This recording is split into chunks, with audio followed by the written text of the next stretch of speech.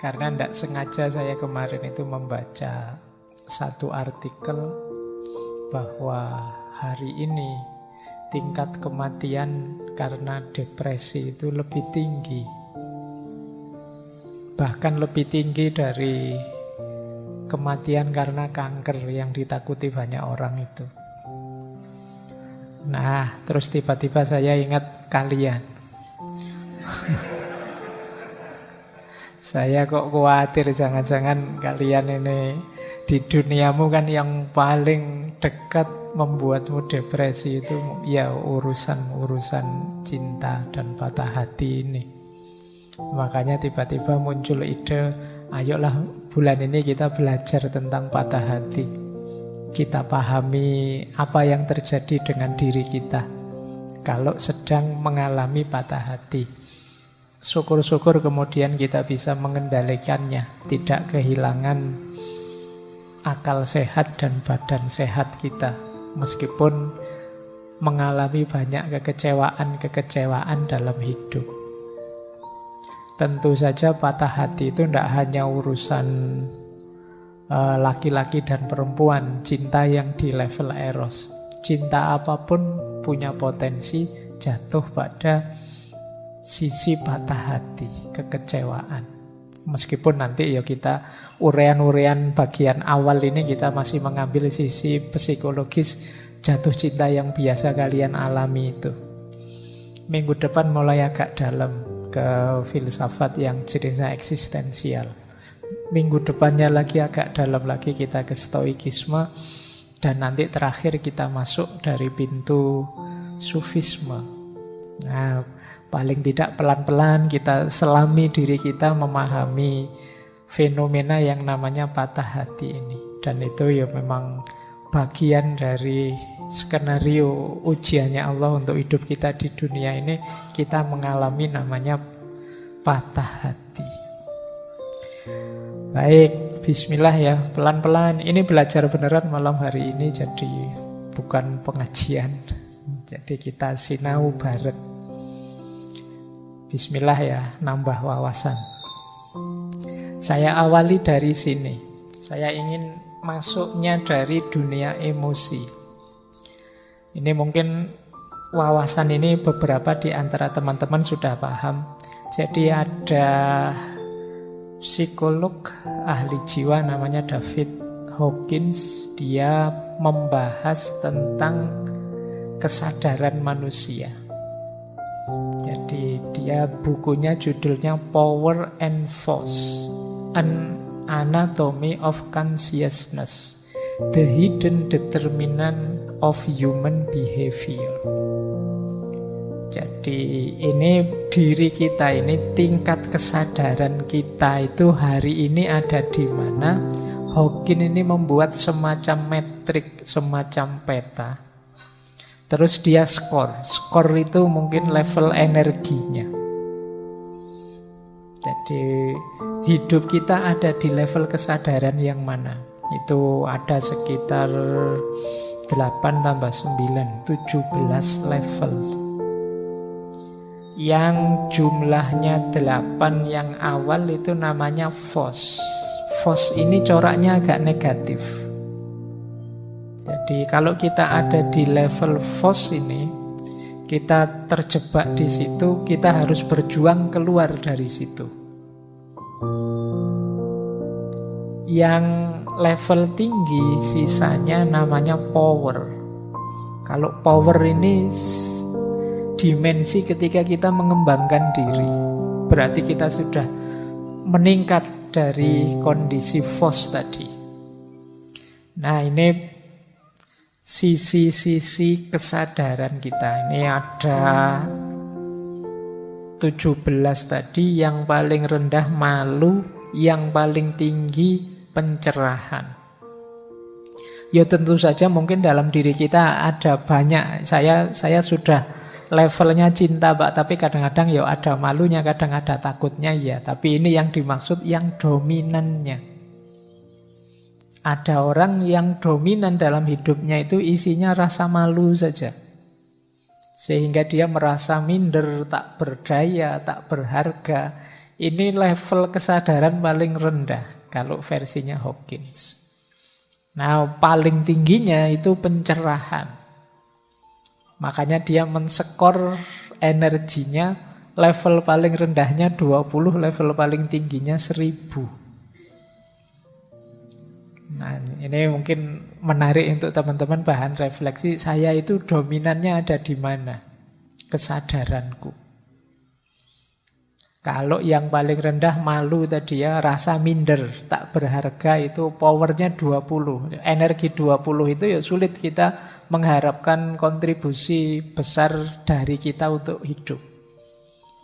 Jadi ini orangnya agak mungkin sangat-sangat introvert, merasa minder, merasa tak berharga. Yaitu nanti patah hati itu ada di mana, cinta ada di mana. Nanti kita lihat betapa jauhnya drop kesadaran dari cinta jadi patah hati. Apalagi terus gara-gara patah hati terus minder. Cinta itu kan 500. Begitu terus jadi minder, malu. Mungkin minder karena wah berarti saya ini tidak layak dicintai atau tidak layak mencintai orang, terus jadi minder. Itu kita drop jadi 20 energinya. Dari sangat aktif luar biasa jadi turun. Naik satu level dari malu ada menyalahkan diri, rasa bersalah. Ini kadang-kadang orang patah hati kan juga bisa menyalahkan diri. Salahku, wong ya cuma minta setia saja aku kok ndak bisa. Ya, terus kamu kecewa, menyalahkan dirimu. Itu hidup dalam rasa bersalah, itu level energinya cuma 30.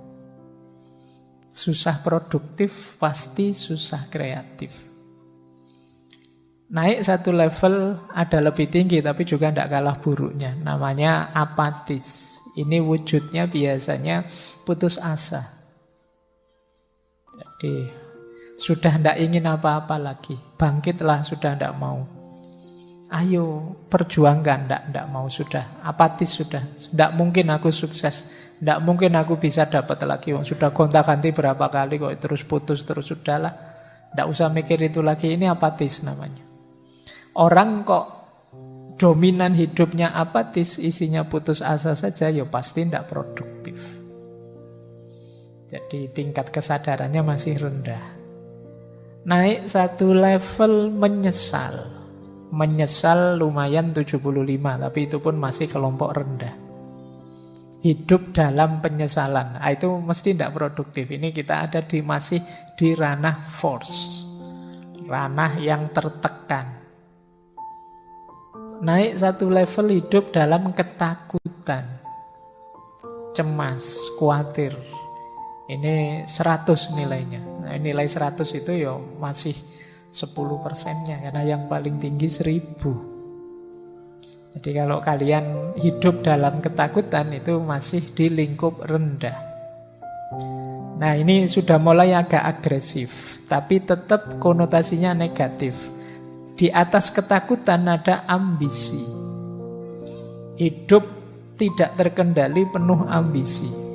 Ini level keinginan. Jadi orang yang hidupnya dikejar-kejar ambisi secara tidak terkontrol. Nah, ini juga masih negatif. Di atas ambisi ada marah. Marah pada seseorang itu kan manifestasi kebenciannya. Orang yang patah hati itu biasanya ada bencinya. Kadang-kadang ada juga sedikit ambisinya. Ambisi ingin balas dendam. Aku dicurangi, hati-hati saja. Tunggu saja, rasakan besok misalnya. Gusti Allah ora sare. Itu sebenarnya kan banyak yang bilang kalimat itu sebenarnya menunjukkan kondisi jiwa yang dendam. Ingin orang yang dia benci dibalas, meskipun karena aku tidak bisa balas, misi balas dendamnya aku pasrahkan pada Allah.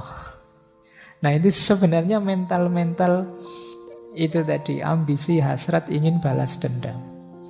Melanjutkan level atasnya yaitu kebencian. Jadi jangan dikira orang yang ngancam-ngancam pakai nama Tuhan itu sejenis kepasrahan, tapi itu sebenarnya egonya saja. Dia ingin melampiaskan balas dendam, tapi karena terkendala situasi dia tidak mampu, maka dia tunggu Allah yang membalas dendam kan. Nah, di atas itu ada lebih tinggi dari marah, benci, itu level kesombongan, harga diri, merasa diri penting, merasa diri bisa, merasa diri lebih dari yang lain. Itu nilai energinya 175. Masih di lingkup FOS. Nah, nilai energi limit itu kalau bisa kita 200. 200 itu kita sudah mulai power, sudah mulai mampu mengembangkan diri, tidak terjebak dalam ego lagi. Yaitu apa? Yang 200 ini berani. Berani itu kan sifat moderat antara nekat dengan pengecut. Jadi berani itu siap bergerak, siap maju, tapi penuh perhitungan, tegas. Ini level 100. Jadi hiduplah dalam keberanian minimal. Itu kalian ada di ranah power. Ada lagi lebih tinggi. Istilahnya Hawking itu netralitas. Meskipun mungkin arahnya pada keyakinan. Hidup dengan mantap yakin. 250 powernya. Atau hidup dalam optimisme. Ini beda dengan keinginan tadi. Kalau ini mungkin terjemahannya kemauan. Optimis, tidak pesimis. 310. Lebih tinggi lagi memaafkan. Memaafkan itu powernya besar. 350. Lebih tinggi lagi berpikir. Nah, limit yang kedua kalau teorinya Hawking, selain 200, perhatikan limit 500 itu. 500 ke atas kita mengalami puncak-puncak tujuan-tujuan ideal hidup. Hidup dalam cinta, naik lagi lebih tinggi hidup dalam sukacita, hidup dalam kegembiraan, ketenangan, naik satu level lagi hidup dalam kedamaian, kebahagiaan, dan puncaknya adalah hidup dalam pencerahan. Jadi kalau pencerahan ini tidak bisa dijelaskan sudah. Kita yang merasakan. Ini momen kalau di ilmu ini momen eureka.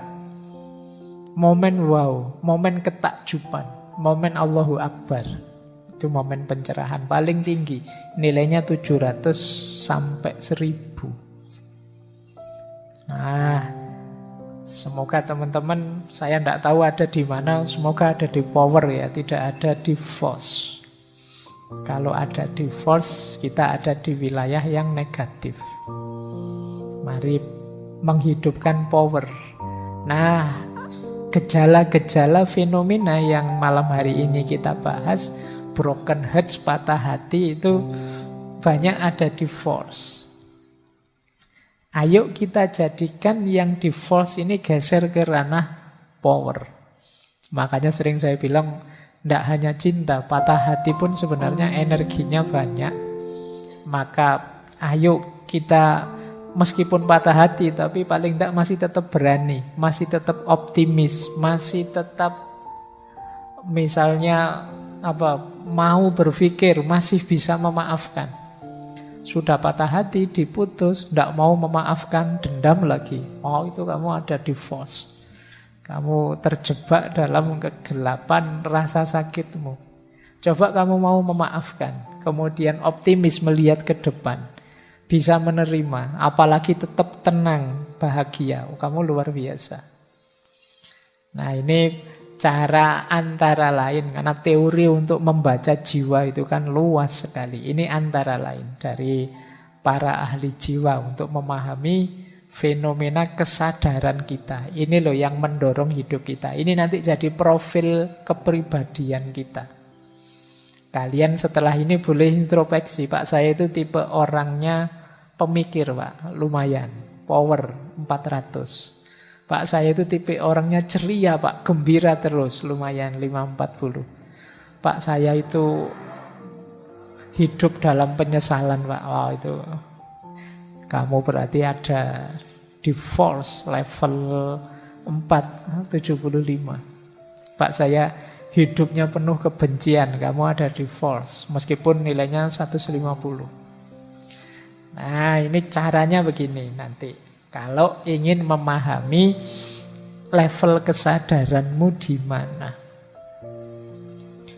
Baik, ini pengantar ya untuk memetakan jiwamu sebelum kita nanti nangis-nangis patah hati. Ya kan, ini teorinya ini. Baik, kita mulai membahas ya ke tema kita patah hati. Tapi ini belajar loh, ini bukan, kita awali dari sini. Untuk patah hati kan jatuh cinta dulu. Jangan sampai kamu belum jatuh cinta kok sudah patah hati. Pak saya belum nembak, belum jatuh cinta sudah patah hati, itu namanya minder. Nah, kita belajar dulu dari jatuh cintanya ya. Ini yang sejak dulu saya janjikan saja untuk menjelaskan cinta dari perspektif neurosains. Saya bukan ahli neurosains, jadi nanti teman-teman boleh memperdalam, konfirmasi lagi teori ini di wilayahnya dan dengan ahlinya. Ini teori ini ada di banyak buku, misalnya di Sapiennya Yuval misalnya. Nah, ini untuk menjawabnya ya, kenapa sih Pak kok saya jatuh cinta? Kenapa sih kok saya suka dia? Kenapa sih kok saya bisa tertarik padanya?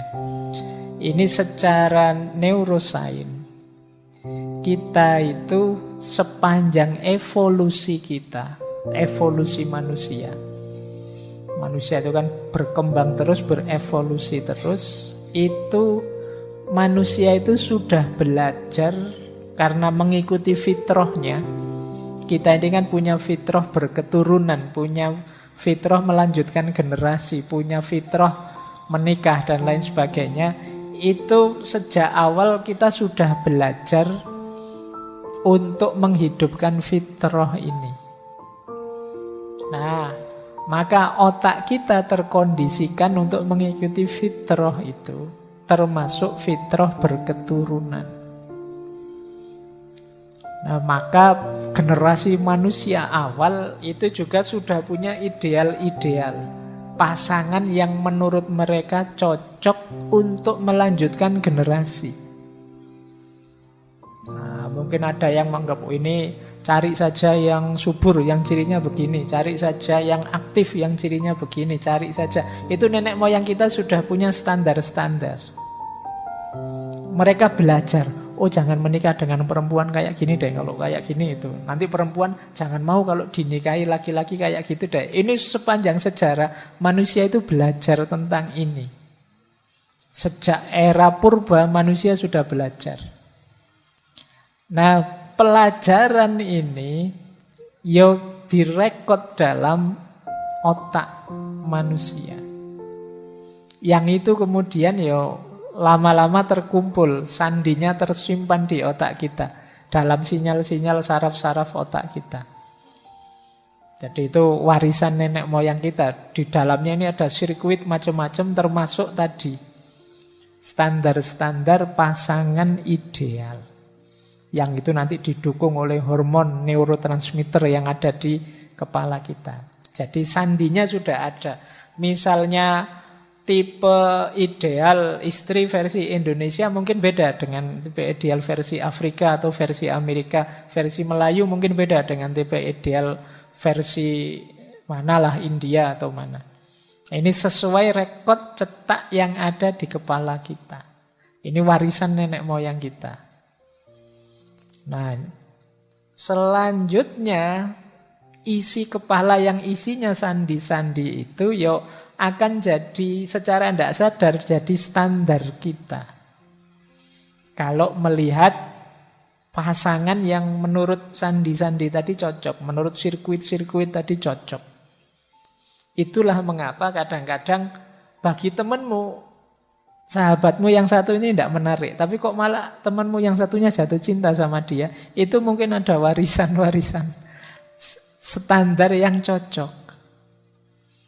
Nah, mungkin misalnya nenek moyangmu dulu trauma punya pasangan kok merengut saja, terus dia punya pokoknya cari istri yang murah senyum lah besok misalnya.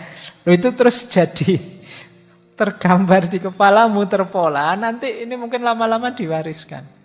Makanya saya pernah baca buku terjemahan itu yang isinya, jangan jadi orang yang murung karena kemurunganmu akan diwariskan ke generasi selanjutnya.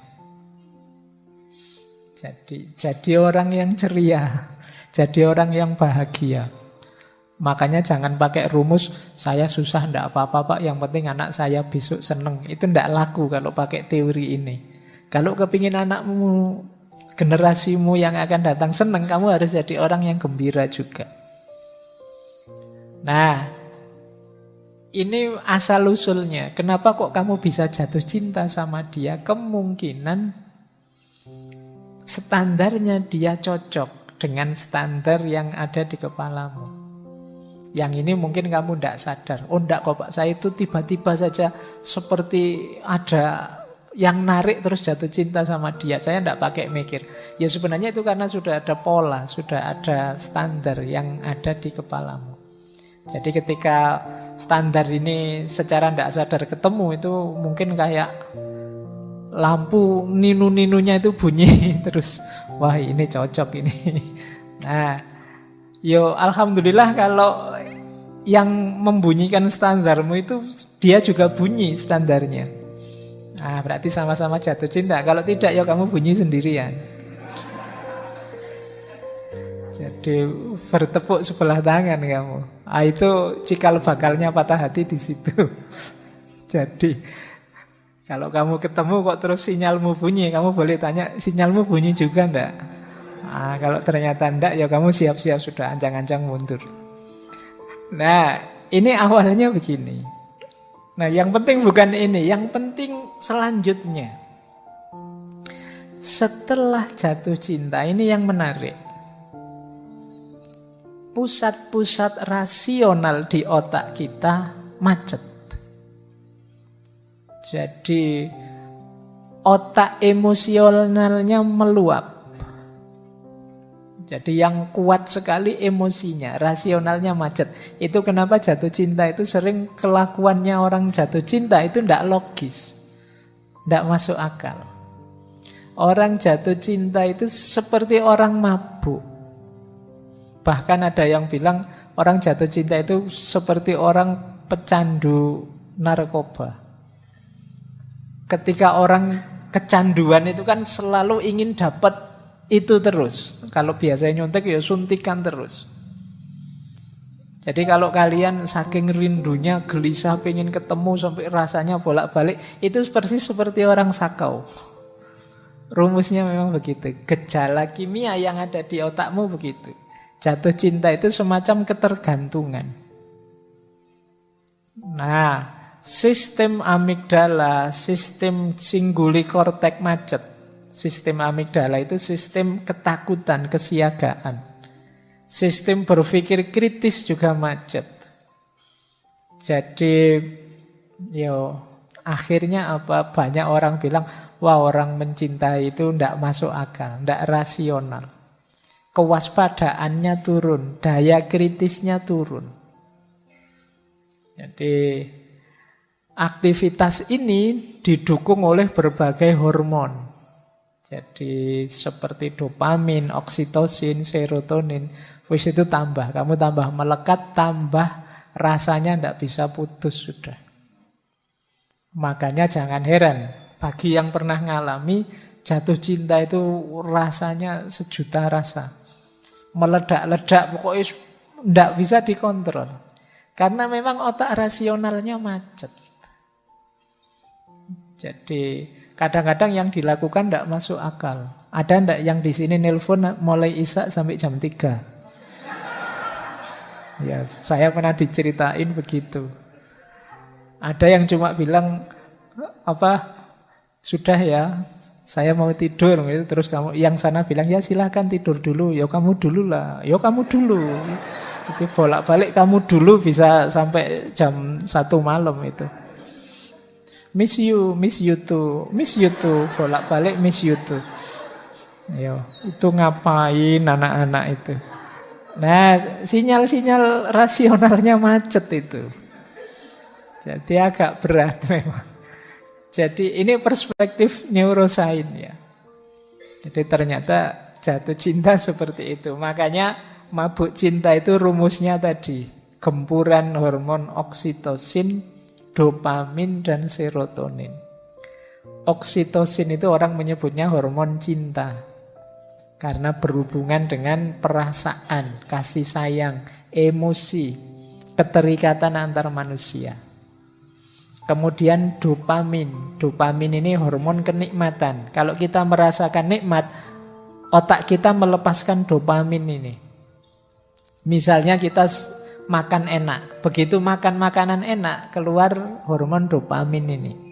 Mendengar lagu kesenangan kita, keluar dopamin ini. Ketika dopamin ini keluar, biasanya kita tambah bergairah, tambah semangat, tambah kreatif. Jadi cuma ya dopamin ini yang namanya kenikmatan itu kan ada durasinya. Tidak tahan lama. Itu makanya orang jatuh cinta itu beda antara pertama kali jatuh cinta dengan 6 bulan sesudahnya, setahun sesudahnya, apalagi 4 tahun sesudahnya. Ya gairahnya berbeda, intensitasnya beda. Jadi kenapa ya sudah mulai berkurang asupan dopaminnya, nikmatnya beda. Kayak kita makan itu loh. Waktu lapar-laparnya makan itu kan nikmat luar biasa, senengnya luar biasa. Tapi ketika kita tambahi piring kedua, mungkin nikmatnya tinggal setengah. Kita tambahi piring ketiga, mungkin nikmatnya tinggal 1/4. Piring keempat sudah tidak muat lagi, tidak enak, sudah kita paksa muntah mesti. Meskipun makanan kesenangan kita. Nah, mungkin kesenangan kita pasangan mungkin juga begitu. Jadi kalau hanya berhenti di kesenangan, durasinya pendek. Kalau hanya ingin mencari senang, itu tidak panjang. Itu mengapa ya kalau baru jatuh cinta, engkaulah segalanya. Engkau satu-satunya yang paling cakep pokoknya. Tapi nanti dapat 2-3 tahun itu ternyata yang lain lebih banyak yang lebih cakep. Itu berarti hormonnya sudah mulai habis, berkurang. Makanya jangan pacaran lama-lama, segera menikah. Kalau pacarmu tanya, kok buru-buru menikah? Keburu hormonnya habis. Kalau hormonnya habis, tidak menarik lagi nanti. Biar nanti tidak berhenti di mahabbah yang sifatnya eros tadi. Hanya kesenangan, tapi naik level. Ya jalannya menikah. Nah, selain dopamin nanti ada serotonin. Serotonin ini hormon kebahagiaan. Jadi biasanya membuat hati tenang, membuat hati nyaman, mengurangi depresi, ini serotonin. Nah, 3 hal ini kan menyenangkan. Hormon cinta, hormon kenikmatan, hormon kebahagiaan. Itulah mengapa orang yang mencintai itu kemudian jadi sangat terikat. Khawatir kehilangan kenikmatannya ini. Nah, sayangnya ketika kita patah hati, fasilitas dari hormon-hormon tadi berhenti. Itu yang membuat kita cemas, tertekan, terisolasi. Akhirnya otak berusaha mencari gantinya. Pokoknya apa saja boleh. Itu makanya ini yang saya bilang orang patah hati maupun orang jatuh cinta itu energinya luar biasa. Sama-sama otak rasionalnya macet. Sehingga kadang-kadang melakukan hal-hal yang tidak terbayangkan. Baik ketika jatuh cinta maupun ketika patah hati. Itulah gunanya kita harus hati-hati dengan energi yang kita miliki saat jatuh cinta maupun patah hati. Karena ketika kita patah hati pun daya kekecewaan, daya kekesalan, daya rasa sedih sakit karena kehilangan kenikmatan, kesenangan, kebahagiaan tadi itu bisa tersublimasi jadi apa saja. Orang bisa melakukan apa saja bahkan yang tidak terbayangkan. Ada banyak cerita-cerita bagaimana orang patah hati atau orang jatuh cinta itu melakukan hal-hal yang sama sekali tidak terbayangkan oleh kita. Mungkin kalau kita geleng-geleng tidak akan mau seperti itu. Tapi bagi yang ngalami jatuh cinta itu tidak masalah melakukan itu. Jadi orang luar yang melihatnya, alah kok gitu amat sih wong jatuh cinta aja kok. Itu wong patah hati itu aja susahnya apa sih, mbok nyari lagi. Ya kamu yang tidak ngalami ngomong enak saja begitu. Yang ngalami itu jungkir balik dia.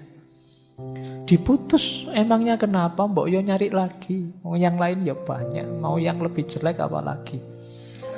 Misalnya, tapi tidak sesederhana itu loh. Bagi kalian yang pernah ngalami, semoga tidak ada. Ya saya tahu lah, ini kan anak alim semua.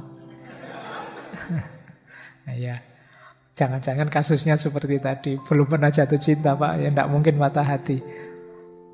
Tidak masalah bahwa orang yang patah hati itu bagi dia tidak masalah dia melakukan apapun asal bisa ada ganti dari kenikmatan, kebahagiaan, rasa cinta tadi yang sekarang hilang. Karena sebelumnya sudah terlalu melekat ke sana. Nah, ini kalau dijelaskan secara neurosains ya, secara hormonal. Maka sebenarnya tema bulan ini itu saya dedikasikan untuk yang patah hati, ayo kita temani mereka. Karena mereka ini sering hanya diketawain saja sama lingkungan sekelilingnya. Kita selalu mengagung-agungkan cinta, kita ngomong kemana-mana tentang betapa luar biasanya cinta. Tapi kita lupa ada sisi gelapnya cinta yang namanya patah hati. Yang oleh masyarakat dipandang remeh, dipandang sepele. Padahal bagi yang ngalami itu beratnya luar biasa. Jadi kita mungkin susah menasehati mereka. Saya bilang tadi banyak saluran-saluran rasional yang mampet, tapi paling tidak kita bisa menemani mereka. Nah, itu sebenarnya tujuannya, biar mereka juga merasa ternyata yang aku rasakan ini sesuatu yang penting.